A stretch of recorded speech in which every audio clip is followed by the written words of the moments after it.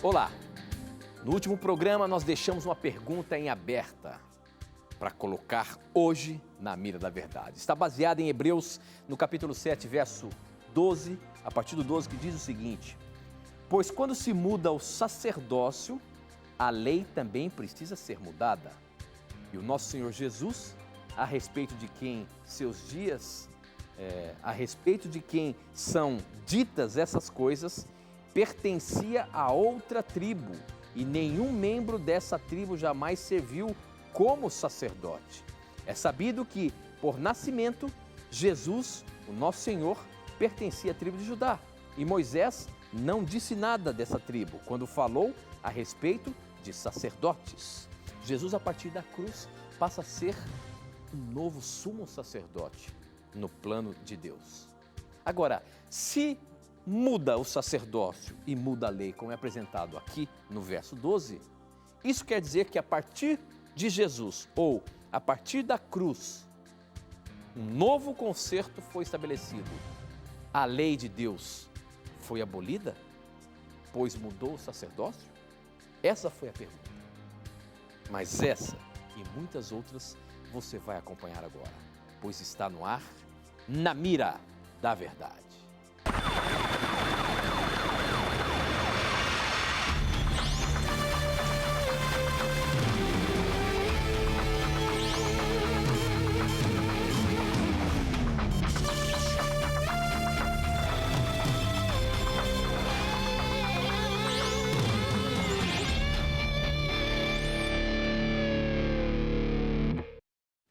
Olá, seja muito bem-vindo. Estamos começando mais um Na Mira da Verdade e já nos conectamos com o Brasil e o mundo através das ondas do rádio, da internet e da TV Novo Tempo espalhada por todo o nosso país. Nós estamos transmitindo em várias emissoras de TV por assinatura, estamos transmitindo em todas as parabólicas, estamos transmitindo para mais de 537 cidades em canal aberto e pela internet para qualquer lugar do mundo. Seja muito bem-vindo, estamos começando mais um programa e eu sempre digo que quem faz o programa é você. São as suas dúvidas, os seus questionamentos, as suas perguntas que fazem o programa acontecer. E quem está na mira da verdade é ele, professor Leandro Quadros, pois tem que responder baseando-se na Bíblia. E aí, professor, tudo bem? Tudo bem, Tito. Vamos começar o programa, como sempre, agradecendo ao telespectador e ouvinte pela companhia e mandar alguns abraços especiais para os papais da Isabel, o seu Leomar e a irmã Gladys Sinsen. Eles são de Santa Catarina, né? Que Deus abençoe a vocês, meus irmãos. Parabéns por vocês estarem estudando a Bíblia com a filhinha Isabel e com o genro também. Não me recordo o nome do genro agora, não está escrito aqui, mas um abraço para vocês quatro, que Deus os abençoe e que Deus continue guiando vocês na compreensão das verdades bíblicas.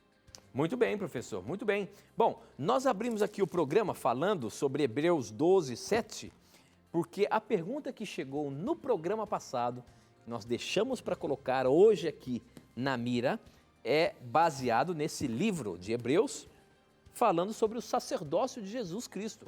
A pergunta é a seguinte: a Bíblia diz que quando há mudança de sacerdócio, também há mudança de lei.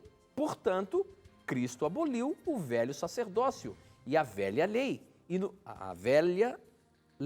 e nos fez um novo sacerdócio e nos deu uma nova lei. Portanto, a lei dos 10 mandamentos, professor Leandro Quadros, deixou de ser a mesma lei que no novo concerto é apresentada por Jesus Cristo? Ou seja, algum dos mandamentos saiu de linha, podemos dizer assim? Pois olha, se interpretarmos o termo lei em Hebreus 7,12 como se referindo aos 10 mandamentos, realmente tem toda a razão isso que o Tito disse, algum mandamento saiu de linha. E aí, o nosso irmão que crê dessa forma, teria que decidir, bom, qual dos 10 mandamentos eu vou fazer com que saia de linha? É complicado isso, né? Eu e você dizermos que um dos 10 mandamentos saíram de linha. Eu gostei muito do Tito falar isso, porque é exatamente a essa conclusão que nós temos que chegar se Hebreus 7,12 fala da lei moral dos 10 mandamentos. Mas é óbvio, amigo telespectador e ouvinte, que quando lemos Hebreus 7,12 juntamente com o verso 11, perceberemos a que tipo de lei está se referindo o autor. Então é por isso que nós não devemos ler a Bíblia descontextualizadamente. Pegar versos isolados sempre vai nos levar a conclusões equivocadas. Então eu vou ler os versos 11 e 12 para entendermos a que tipo de lei está se referindo aqui o autor de Hebreus. Se, portanto, a perfeição houvera sido mediante o sacerdócio levítico, pois nele, baseado o povo recebeu a lei, que necessidade haveria ainda de que se levantasse outro sacerdote, segundo a ordem de Melquisedeque, e que não fosse contado segundo a ordem de Arão? Do que o verso 11 está falando? Sacerdócio.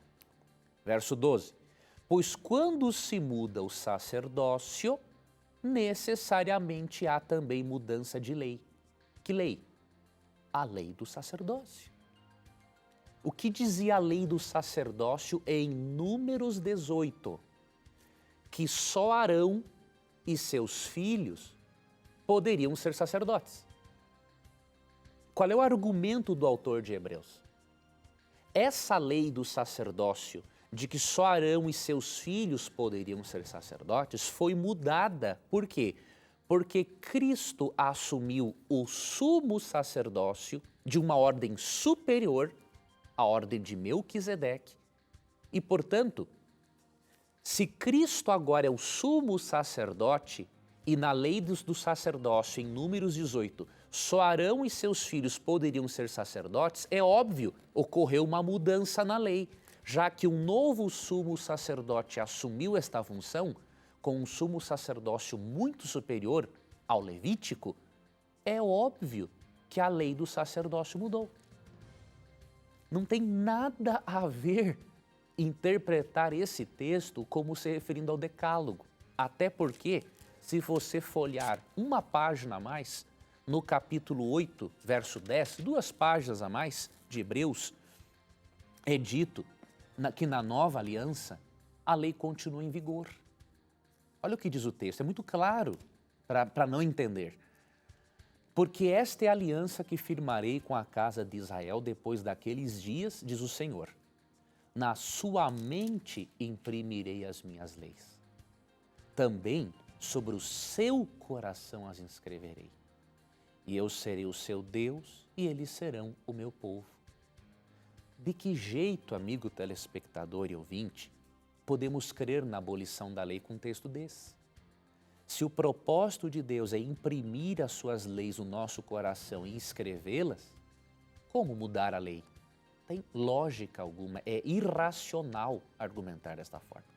Então, tenhamos cuidado com essas interpretações falsas que infelizmente aparecem em muitos livros cristãos, de cristãos que mesmo bem intencionados não compreenderam nada a respeito da lei no livro de Hebreus. Muito bem, professor, muito bem. Nós estamos apenas começando o nosso programa. Eu queria lembrar a você que hoje começam as propagandas eleitorais gratuitas, obrigatórias, que devem entrar em toda a programação da Novo Tempo.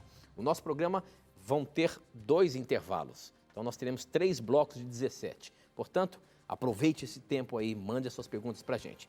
A próxima pergunta, para você participar do programa, você pode mandar suas perguntas por SMS, o número é 12 981510101, ou então pelas redes sociais, Facebook, namiradaverdade.nt, Twitter, @namiradaverdade, e também no nosso blog, novotempo.com/namiradaverdade. Esta pergunta veio pelo Facebook, quem mandou foi o Marcos Araújo, e ele diz ou pergunta o seguinte: olá pessoal do Na Mira da Verdade, gostaria que vocês me explicassem Atos 8:39, que fala que Filipe foi arrebatado. Sabemos que o Senhor Jesus tinha o corpo glorificado e ele era onipresente e onipotente. E quanto a Filipe, ele poderia ser, como posso dizer assim, teletransportado? Olha só o que diz. Esse texto aqui é quando Felipe fez o batismo de um alto funcionário da Etiópia. E ele fez esse batismo e logo depois entra aqui o verso 39 que diz o seguinte: quando eles estavam saindo da água, o Espírito do Senhor levou Felipe embora. O funcionário não viu mais Felipe, porém continuou a sua viagem cheio de alegria. Ou seja, parece que dá a nos entender que ele sumiu.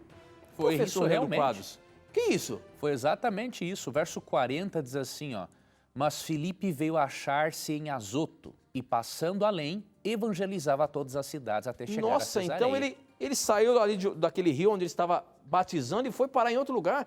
Isso aqui Mas, é professor, um dos eventos sobrenaturais da Bíblia, né, Tito? Então, se nós tirarmos a sobrenaturalidade da Bíblia, então podemos rasgar a Bíblia e jogar fora.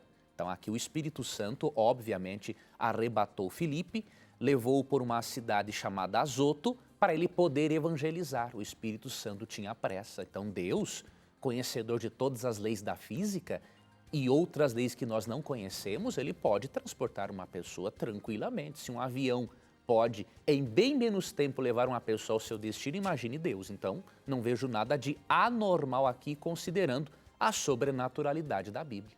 Nossa, muito bem. Temos mais uma perguntinha aqui que chegou por SMS. Deixa eu ver, o João Batista, ele é de Camaquã, Rio Grande do Sul, e ele pergunta o seguinte: o que significa Daniel 12, 4?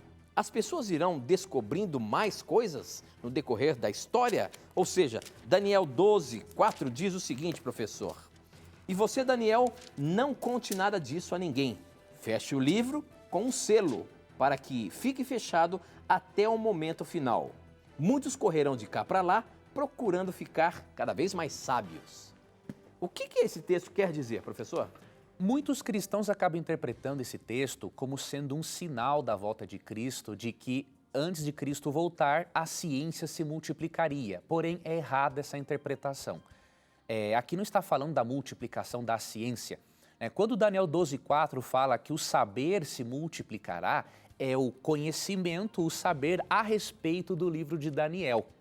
Então, amigo telespectador e ouvinte, quando é dito aqui, até o tempo do fim, o livro de Daniel estaria selado, muitos o esquadrinharão, ou seja, é o livro de Daniel e o saber se multiplicará, o saber a respeito do livro de Daniel. E foi o que aconteceu. A partir do grande despertamento em 1800, ali 43 e 44, quando as pessoas passaram a crer mais na volta de Cristo, estudando as profecias de Daniel, a partir dali, o conhecimento entre os protestantes de fala inglesa a respeito do livro de Daniel se ampliou. Então aqui é uma profecia falando não a respeito da multiplicação da ciência, mas a respeito da multiplicação do conhecimento das profecias de Daniel. Muito bem, professor. Mais uma agora, essa pelo nosso Twitter. Quem mandou foi o Leonardo MTJ. Ele pergunta o seguinte: Apocalipse 12, de 7 a 9, professor, fala da expulsão de Satanás no início do pecado ou depois da ascensão de Cristo aos céus? Porque o texto aqui do 7 está falando o seguinte: depois houve guerra no céu, Miguel e os seus anjos lutaram contra o dragão. Afinal de contas, essa luta foi antes do pecado ou depois que Jesus subiu ao céu após a cruz? Veja, contextualmente, Apocalipse 12, 7 a 12 está no contexto da cruz, tá? O contexto da cruz, professor? No contexto da cruz. Olha. Agora, eu não consigo imaginar que nos versos 7 a 9 o autor também não esteja querendo dar uma informação a mais, não é? De que Satanás já tinha sido expulso do céu em outro momento e que a definitiva, ou seja, dele não ter nem acesso aos seres celestiais, realmente ocorreu depois da cruz. Então, o contexto realmente é depois da cruz. Agora, eu percebo, posso estar errado e estou sempre aprendendo e mudando meus conceitos, mas eu creio que dos versos 7 a 9 tem uma informaçãozinha a mais, de que houve sim já uma batalha antes da cruz, obviamente. Agora, essa batalha não tem a ver com o que houve lá no céu antes de Satanás ser expulso? É o mesmo contexto, Porque ele foi expulso no contexto de uma batalha, Então, só que nesse contexto, Aqui é depois da cruz. Agora, como eu disse, eu vejo uma informação a mais aqui, como se referindo a bem antes da cruz, quando ele realmente foi largado já definitivamente para o Jardim do Éden, né? E aí usou a serpente para poder enganar Eva. Porque se a gente for pensar isso após a cruz, então quer dizer que até a cruz, ou até Jesus subir, ele tinha acesso ao céu ainda? Como eu falei, ele só tinha a favor dos anjos, ele não podia ir ao paraíso, né, de Deus, mas até contar ainda com o favor dos anjos, de repente ir a algum planeta, alguma coisa, ele tinha esse acesso, porque ele ainda não tinha sido desmascarado totalmente. Agora, depois da cruz, realmente, ele foi totalmente desmascarado e aí perdeu qualquer tipo de favor dos seres celestiais. Ok, muito bem. Bom, nós temos aqui nesse momento que a gente está aqui aflamado por essas perguntas. Eu queria oferecer para você um curso bíblico sobre a Bíblia. Você está vendo esse programa, é um programa onde nós apresentamos a Bíblia de maneira pura e você pode estudar de uma maneira mais profunda através do curso bíblico Verdades para o Tempo do Fim. Para você ter, você pode entrar agora no nosso blog, novotempo.com/Na Mira da Verdade, ou então no horário comercial ligar para a gente, 0 operadora 12 2127 3121. Bom, nós temos que ir para um breve intervalo em virtude da obrigação eleitoral. A gente volta já já. É 2 minutinhos, a gente já volta.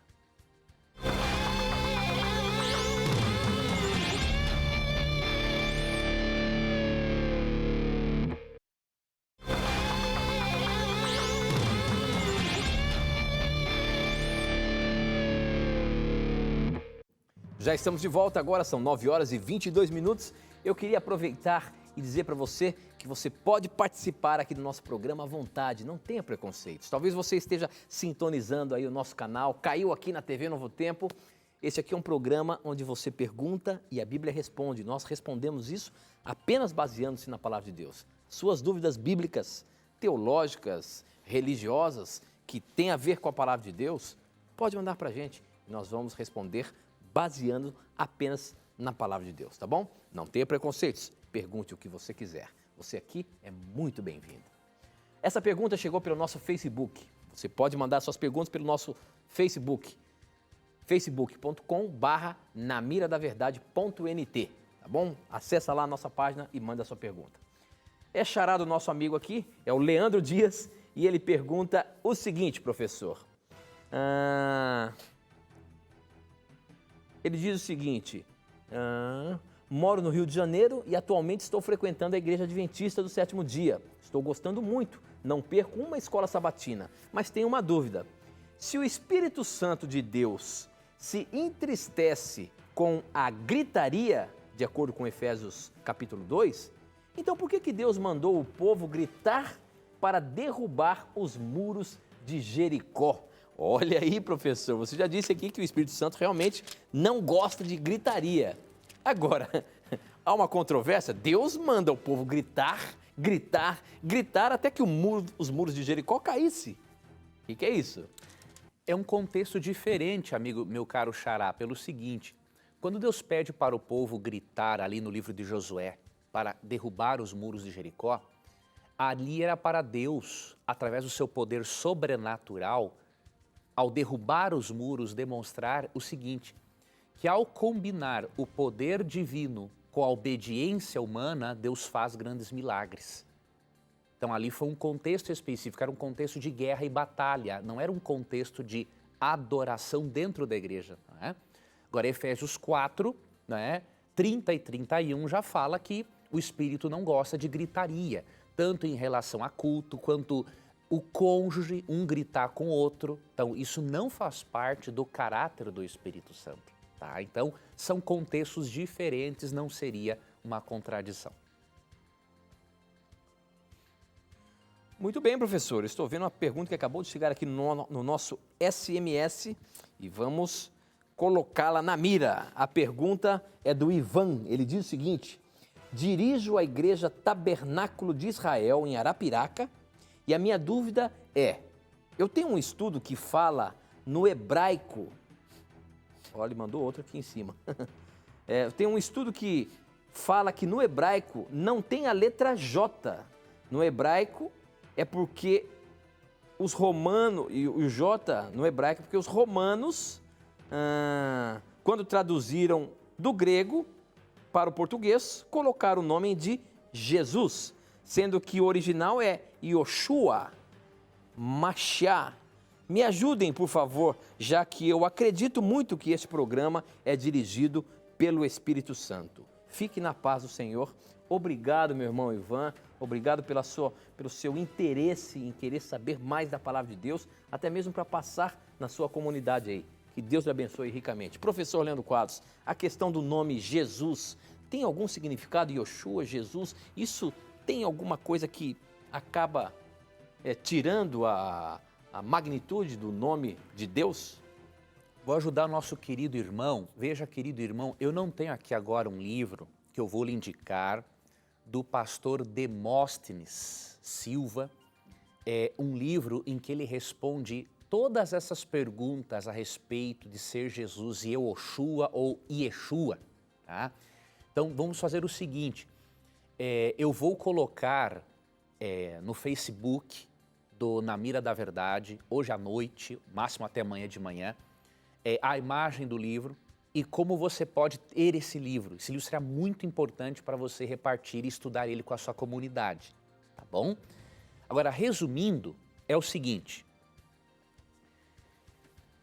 Na verdade, quando as pessoas argumentam que é errado ser Jesus ao invés de Yoshua, essa é uma argumentação equivocada, porque as pessoas desconsideram o seguinte: é mais do que natural, ao você traduzir um nome para um outro idioma, ele sofrer um fenômeno chamado transliteração.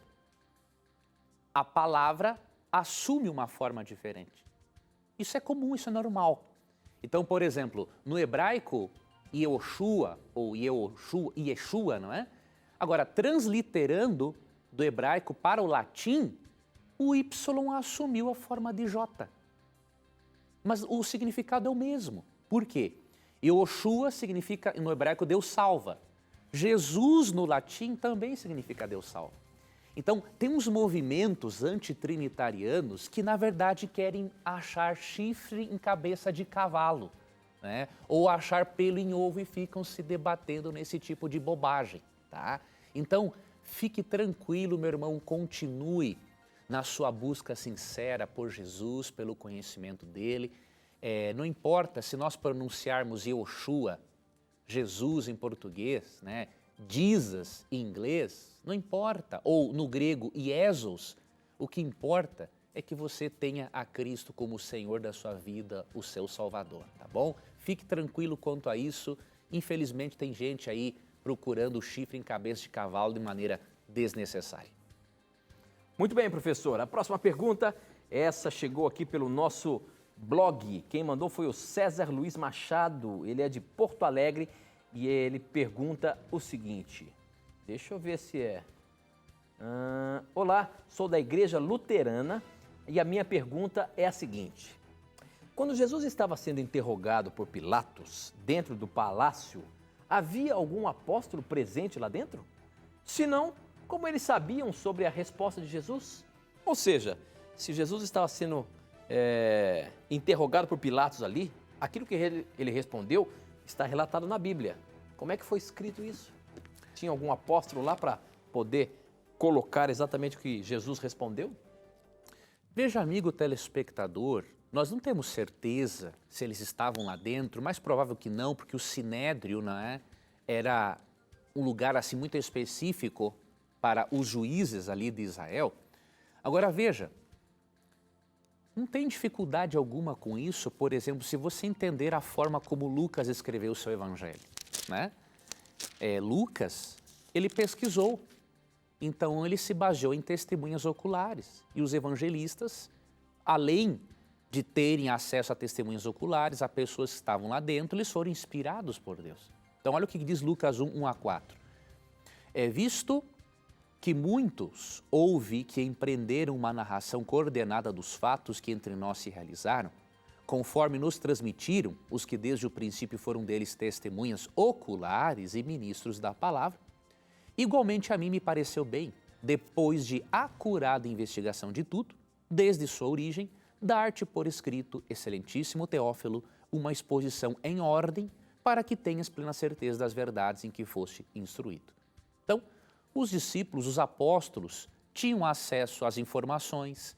Outra coisa, quando Cristo ressuscitou, ele passou mais 40 dias com eles. Ele poderia também contar outros detalhes. Então, não tem problema algum, não tem assim dificuldade alguma se entendermos o que Cristo ficou um tempo com eles, ainda aqui, depois da ressurreição, e que evangelistas como Lucas pesquisaram com testemunhas oculares para relatar tudo o que está nos evangelhos. Então, não há grau de dificuldade para entendermos isso.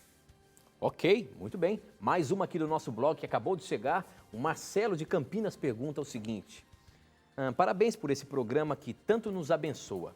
Se todos os animais foram criados para conviverem em paz, como explicar seu sofisticado arsenal de armas, como por exemplo, veneno, ferrões, garras, etc. Satanás seria responsável por essa evolução? Professor, olha aí, como é que fica os animais que têm os seus mecanismos de defesa, que muitas vezes até violentos. Foi Deus quem criou isso? Pergunta interessantíssima. A Bíblia, mesmo não tendo detalhes sobre este assunto, ela tem um texto que nos ajuda a até entendermos a harmonia da Bíblia com aspectos científicos, né?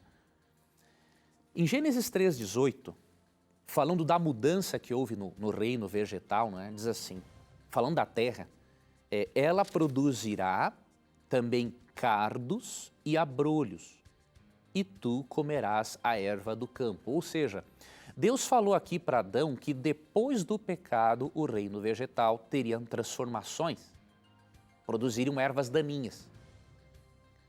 Óbvio que os animais também sofreram adaptações. Deus colocou na estrutura genética dos animais a possibilidade da variação.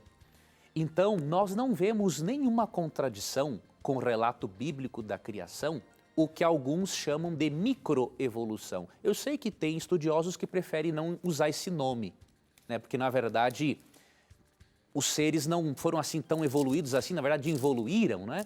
Mas por questão didática, como é um termo mais usado, vamos utilizar microevolução, que seria o quê? Na verdade, microadaptações.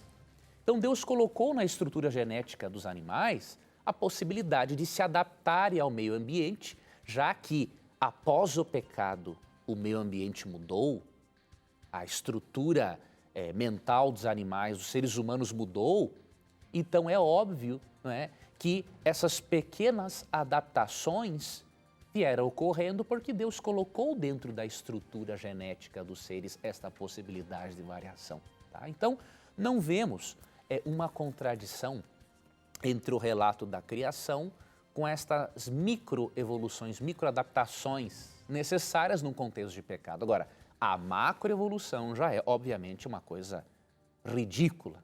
Né?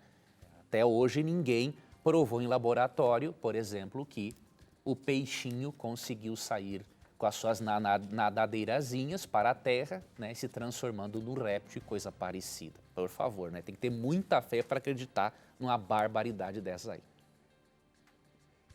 Você fica agora com o momento da mentira.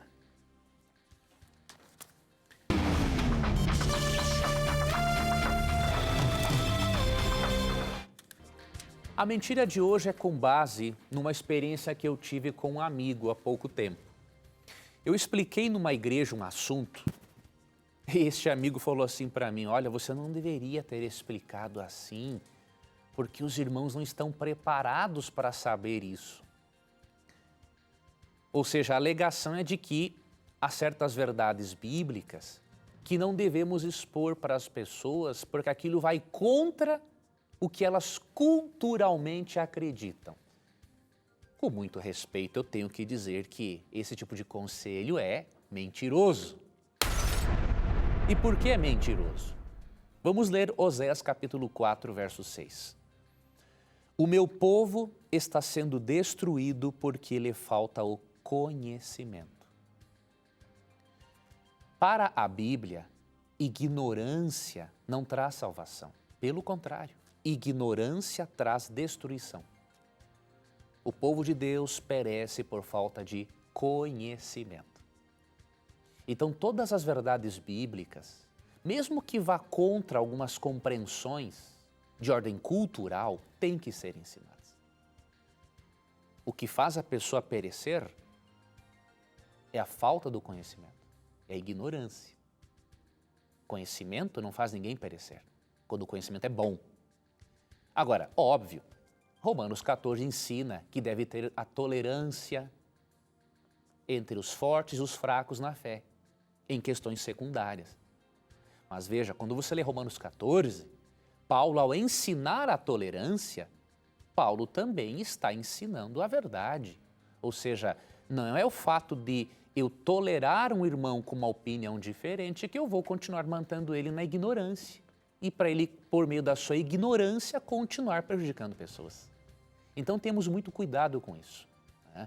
Nós temos sim que respeitar as diferenças, mas isso não significa que eu vou manter a pessoa na ignorância, porque, biblicamente, o que faz perecer é a ignorância e não o bom conhecimento.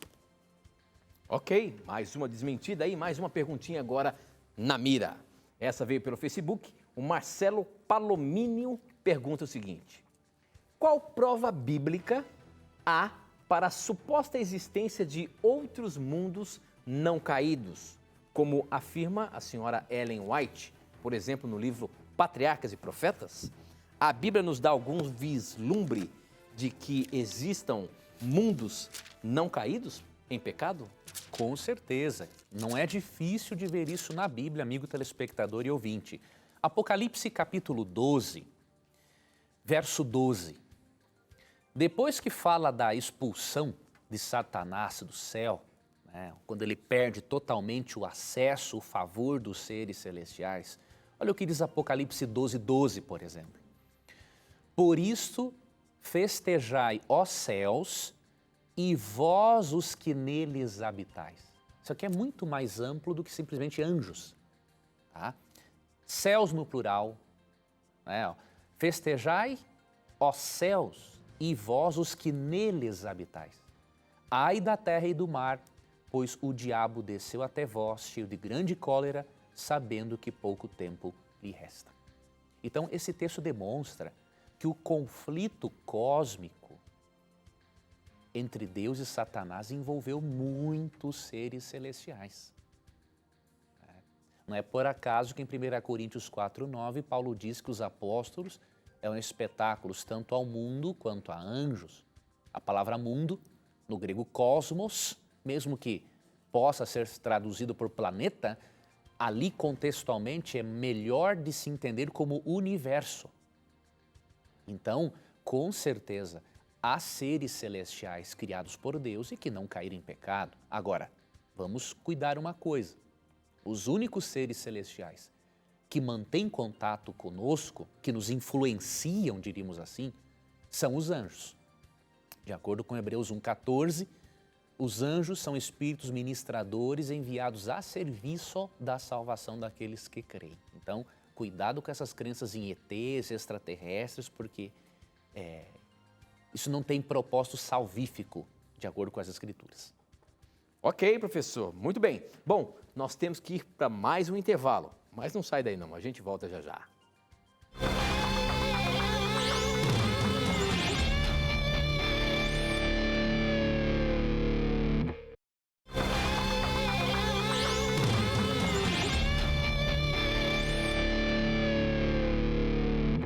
Estamos de volta, agora são 9 horas e 43 minutos, estamos ao vivo aqui pela TV Novo Tempo. Este é o programa Na Mira da Verdade, um programa em que você pergunta e a Bíblia responde. Portanto, não tenha preconceitos, pergunte o que você quiser. Nós não estamos aqui defendendo uma teologia da Igreja Adventista do Sétimo Dia ou as doutrinas da Igreja Adventista, não é o que o professor Leandro fala, não é o que essa TV apresenta, mas sim o que a Bíblia tem para nos mostrar. Não tenha preconceitos, pergunte o que você quiser, participe e vamos juntos estudar a Palavra de Deus. Essa próxima pergunta chegou pelo nosso Twitter. Você pode mandar as suas perguntas por várias formas. Você pode mandar por SMS, o número é 12 98151 0101, está aí no seu televisor. Ou então pelas redes sociais, Facebook, namiradaverdade.nt, Twitter, @namiradaverdade e nosso blog, novotempo.com/. na mira da verdade. Essa chegou pelo Twitter, quem mandou foi o Wellington. E ele pergunta o seguinte: gostaria de saber se o anticristo vai surgir antes ou depois do arrebatamento, professor? Na verdade, amigo telespectador e ouvinte, biblicamente o anticristo quer dizer contra Cristo, não é? E obviamente que o anticristo supremo é o diabo. E depois tem ali seus agentes, seres humanos usados por ele ou seres humanos que ensinam doutrinas contra Cristo. Muitas vezes não são nem contra Cristo diretamente, mas por meio de falsos ensinos acabam sendo anticristos, diríamos assim. Agora, falando do aparecimento do anticristo supremo, que é o diabo, Paulo não deixa dúvidas para nós de quando será este momento. Vamos ler aqui o que ele escreveu. Eu creio que é 2 Tessalonicenses, capítulo 2, exatamente. Vamos ler aqui a partir do verso 1. Irmãos, no que diz respeito à vinda de nosso Senhor Jesus Cristo e à nossa reunião com Ele, nós vos exortamos a que não vos demovais da vossa mente com facilidade, nem vos perturbeis, quer por espírito, quer por palavra, quer por epístola, como se procedesse de nós, supondo tenha chegado o dia do Senhor. Ninguém de nenhum modo vos engane, porque isto não acontecerá sem que primeiro venha a apostasia e seja revelado o homem da iniquidade, o filho da perdição, o qual se opõe e se levanta contra tudo o que se chama Deus, ou é objeto de culto, a ponto de assentar-se no santuário de Deus, ostentando-se como se fosse o próprio Deus. Verso 7, não é? Com efeito, o mistério da iniquidade já opera e aguarda somente que seja afastado aquele que agora o detém. Então, será de fato revelado o iníquo, a quem o Senhor Jesus matará com o sopro de sua boca e o destruirá pela manifestação de sua vinda. Então, biblicamente, não é, o anticristo aparece antes da volta de Cristo, porque é na volta de Cristo, quando ele levar os seus para o céu, é que ele vai também aniquilar o anticristo. Então é isso que o apóstolo Paulo ensina. Muito bem, professor. Quarta-feira é dia do desafio do bom debate.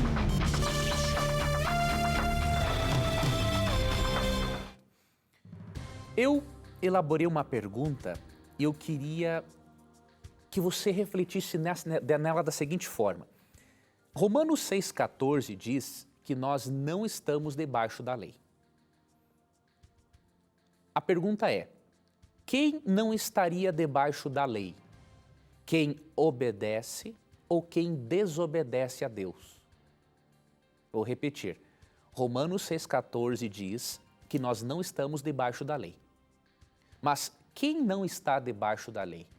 Quem obedece a Deus ou quem desobedece a Deus?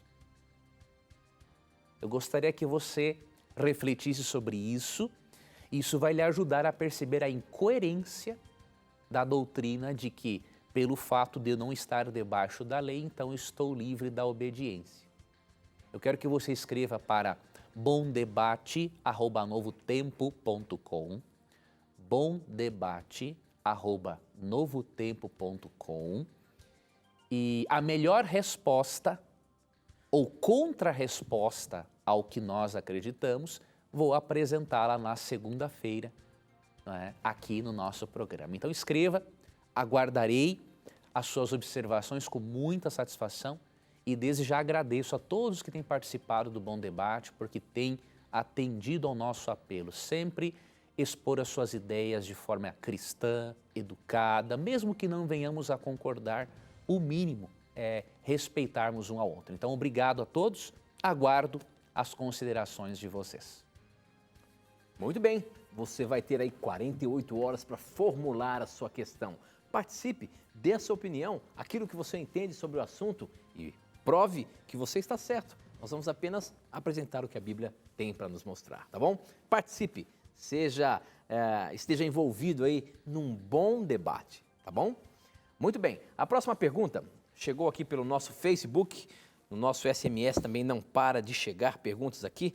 Tem uma pergunta aqui que já está chegando, já deve ter chegado umas 20 vezes a mesma pessoa aqui. Eu quero dizer que essa questão, vou até falar para você que está me ouvindo aí, essa questão da cronologia da volta de Moisés, eu não estou entendendo uma palavra que você está escrevendo aqui, então formule melhor aí para que ela possa entrar na mira, tá bom? Bom, essa aqui pelo nosso Facebook, quem mandou foi deixa eu ver aqui, Rosana Fazanaro, e ela pergunta o seguinte: gostaria de saber sobre os anjos. Eles nos protegem? Amo muito esse programa, que Deus abençoe vocês. Professor, a Bíblia apresenta em algum texto que nós temos anjos da guarda? Ou seja, será que anjos celestiais podem proteger os homens aqui na Terra? Vou ler 2 versículos principais, entre muitos outros que existem. O primeiro deles, Hebreus 1,14, diz assim: não são todos eles, está falando de anjos, leia aqui o versinho 13 e você vai perceber. Não são todos eles espíritos ministradores enviados para serviço a favor dos que hão de herdar a salvação? Então, primeira informação importantíssima, os anjos são seres espirituais que ministram, ou seja, trabalham a favor dos que vão herdar a salvação. Então, todos os seres humanos têm sim, desfrutam do ministério dos seres celestiais. E um outro texto, que é muito bonito, né, e que nos ajuda, nos conforta, nos dá segurança em Deus, é o do Salmo 37, na verdade acho que é 30, deixa eu ver se é 37, 5. Acho que é 34, 7. Deixa eu dar uma olhada. É isso mesmo. Salmo 34, 7 diz assim, ó: o anjo do Senhor acampa-se ao redor dos que o temem e os livra. A palavra acampar no hebraico é literalmente armar um tabernáculo, uma tenda em volta. Ou seja, Deus tem anjos sim comissionados para cuidar dos seus filhos, para influenciá-los para o bem, porque não poderia ser diferente. Apocalipse 12, 7 a 9 diz que foi expulso aqui para o nosso planeta Satanás e seus anjos. Então são muitos seres malignos. E nós necessitamos sim dos seres bons, seres de luz, que vivem ao lado de Deus, para trabalhar em nosso favor no conflito que existe entre o bem e o mal, né? Muito bem, professor. Tem uma pergunta aqui, é o que eu falo, não tenha preconceitos, pergunte o que você quiser. Se a pessoa, nós já falamos algumas vezes sobre isso, mas você tem todo o direito de fazer a sua pergunta e eu coloco na mira. O João Paulo, do Ceará, ele diz o seguinte: acompanho na mira da verdade. Se a Bíblia diz que quem morre está adormecido ou no seio de Abraão, então como explicar a aparição de Moisés junto com Elias quando Jesus se transfigurou? Sabemos que Elias foi levado em vida. Quanto a isso, não tem problema na aparição dele. Mas Moisés morreu. Então, como que Moisés pode ter aparecido também? Pelo seguinte, nós temos uma informação preciosa em Judas 1,9, que nos mostra que Moisés, após a sua morte, obviamente, ele foi ressuscitado. Deus o ressuscitou e o levou para o céu, né? Então vamos ler aqui Judas, capítulo 1, verso 9. Vamos ler aqui o textinho, aqui diz o seguinte: contudo o arcanjo Miguel, quando contendia com o diabo e disputava a respeito do corpo de Moisés, não se atreveu a proferir juízo infamatório contra ele, pelo contrário disse: o Senhor te repreenda. É óbvio que a disputa entre Miguel e Satanás pelo corpo de Moisés não era a disputa por um corpo morto. Já pensou? Deus discutindo com Satanás o seguinte, olha, eu vou ficar com o corpo morto dele. Não, Satanás, não, eu é que vou ficar com o corpo morto dele. Coisa ridícula, né? Então é óbvio que estava tendo uma disputa, era pela ressurreição ou não de Moisés. Então Moisés foi ressuscitado e por isso ele apareceu no Monte da Transfiguração, segundo Mateus 17. Agora, tem um outro detalhe interessante. Quando você lê sobre a transfiguração de Cristo, ou seja, ele assumiu uma forma gloriosa e Moisés e Elias falam com ele, você percebe que quando Pedro contemplou essa visão, ele não viu espíritos perto de Jesus. Pelo contrário, ele viu realmente em corpo Elias e Moisés.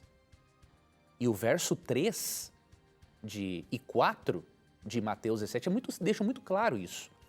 Eis que lhes apareceram Moisés e Elias falando com ele, com Cristo. Então disse Pedro a Jesus, Senhor, bom é estarmos aqui.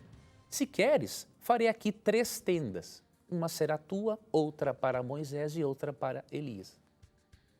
Fazer tenda para um espírito, coisa mais ridícula isso. Então é óbvio, Pedro viu tanto Jesus glorificado, Elias em corpo e Moisés em corpo. Por quê? Porque ele foi ressuscitado. Então não tem nada de imortalidade da alma aqui. Tem que forçar muito a barra para poder acreditar que era o espírito de Moisés que estava aqui no Monte da Transfiguração. Uma outra coisa interessante é que a Bíblia nos dá, ela vai mostrando para a gente várias formas no decorrer da Bíblia que ela quer ensinar alguma coisa. Por exemplo, Moisés pode ser representado muito bem, por ocasião da volta de Jesus, aqueles que morreram e ressuscitaram. E Elias pode representar muito bem aqueles que foram arrebatados em vida. Isso. Não é isso, professor? Perfeitamente. As duas figuras, tanto Moisés como Elias, têm um paralelismo, podemos dizer assim, com a volta de Jesus. Mostram a vitória de Deus sobre a morte, né? Então, Ellen White, Tito, tem essa opinião aí que você expressou, né? Moisés representa aqueles que venceram a morte por Cristo pela ressurreição, e Elias representa aqueles que irão para o céu sem conhecer a morte. Então, muito bonito vermos, né? E a gente vê uma lógica, né? Uma lógica. Uma lógica na Bíblia. A Bíblia tem lógica, tem razão. É uma pena que muitos intérpretes queiram dizer que foi o espírito de Moisés aqui. Nada a ver. Ok, muito bem. Próxima pergunta. Acabou de chegar aqui pra gente o André de Itatiba. Sua pergunta está na mira, André. Ele diz o seguinte: sou católico e frequento a religião semanalmente. Sou casado há 6 anos, porém apenas no civil e ainda não na igreja. Estamos vivendo em pecado? O que diz a Bíblia?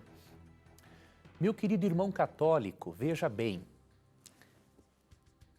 Biblicamente, o casamento era feito da seguinte forma nos tempos bíblicos, né? Havia um contrato de mais ou menos 1 ano entre os noivos, né? Ou seja, um casamento civil, e depois vinha o casamento no religioso, para depois ocorrer a atividade sexual.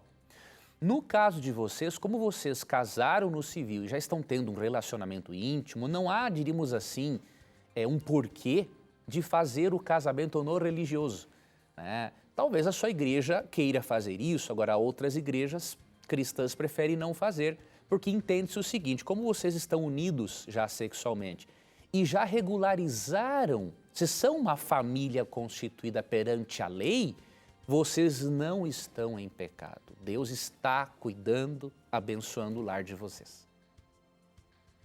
Ok, professor, muito bem. Tem mais uma perguntinha, eu tenho apenas 2 minutos, não sei se eu vou conseguir, mas olha só. Essa chegou pelo nosso blog, quem mandou foi o Ricardo, ele é de São Paulo, São Pedro do Sul, e ele pergunta o seguinte: tudo que Deus instituiu antes do pecado vai estar na eternidade, como por exemplo o casamento, relações sexuais, a guarda do sábado? E aí, professor, tudo que foi antes do pecado vai estar no céu também, vai acontecer também no céu? Não necessariamente. Veja, existem intérpretes... minutinho, professor. Existem intérpretes que creem que sim, né? Que inclusive o casamento, a relação sexual estarão presentes na nova terra. Agora, pelo que Cristo diz em Mateus 22:30, não é?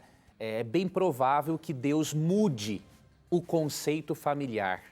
Tá? Então, leia Mateus 22:30, que é o mais provável que realmente vai mudar o conceito familiar do que conhecemos hoje. Um conceito muito mais amplo, muito melhor, e por isso não temos um porquê de nos preocuparmos com o futuro. Ok, professor, muito bem. Embora nós tivemos aí 2 intervalos, mas deu para a gente extrair bastante coisa da palavra de Deus. Eu lamento não poder colocar todas as perguntas na mira, mas eu quero agradecer a você que tem participado do programa e feito tudo isso acontecer, tá bom? Professor, a gente se encontra segunda-feira, se Deus quiser. Deus te guarde, Tito. Deus abençoe a você, amigo telespectador e ouvinte. E lembre-se, sempre que você precisar e tiver a coragem de perguntar, a Bíblia vai ter a coragem de lhe responder. E aqui você já sabe, seus questionamentos, as suas dúvidas sempre vão estar na mira da verdade. Até o nosso próximo encontro. Tchau.